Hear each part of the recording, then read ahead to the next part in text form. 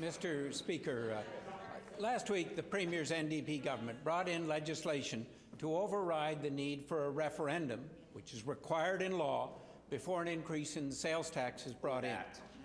The Premier, by his actions, implies that legislation requiring a referendum before privatizing Manitoba Hydro can be treated in a similar cavalier fashion. I ask the Premier, what safeguards are in place to prevent a similar override of legislation requiring a referendum before privatizing Manitoba Hydro? It's a good question, Mr. Speaker, because the member raises the issue of whether it's a good idea to privatize Manitoba Hydro. We're very clear on this side of the House. It's a very bad idea. We said we would not privatize Manitoba Hydro.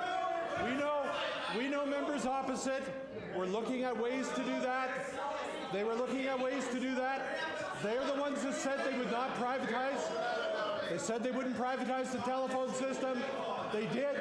They took the rates from being among the lowest in Canada to being among the highest in Canada. We will not privatize Manitoba Hydro. Mr. Speaker, June 2004, Bill 11 was passed, a bill which requires a referendum before Manitoba Public Insurance Corporation could be privatized.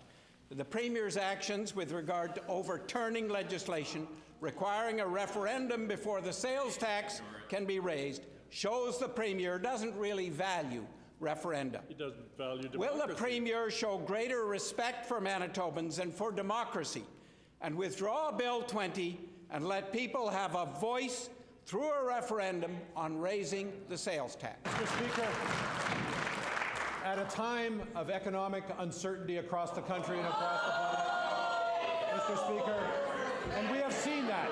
We have already seen the economic forecast. Mr. Speaker, it really helps to look forward to see what's coming at you and prepare for it. We've seen the economic forecast this year decline quite dramatically. We've seen that uncertainty. We've seen the report come out on the $1 billion required for the flood. In the midst of that uncertainty, we're driving forward with an infrastructure program which will stimulate the economy, create jobs, protect Manitoba communities, build a brighter future for the province. That's what people have said is important. That's what we're delivering in this budget. Mr. Speaker, when the Conservative government privatized Manitoba telephone system in 1996, the NDP protested that the Conservatives had never mentioned that they privatized MTS in the preceding provincial election of 1995. This year, the NDP government, in raising the sales tax, when the Premier said in the last provincial election of 2011 that he would not raise the sales tax. Oh, the whopper. I ask the Premier, Constitute lies.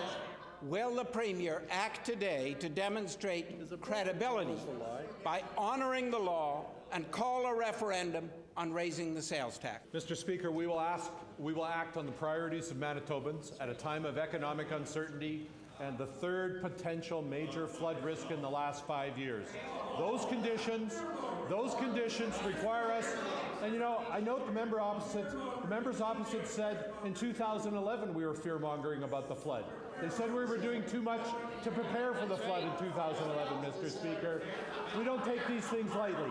We hope that the events of this year are very moderate.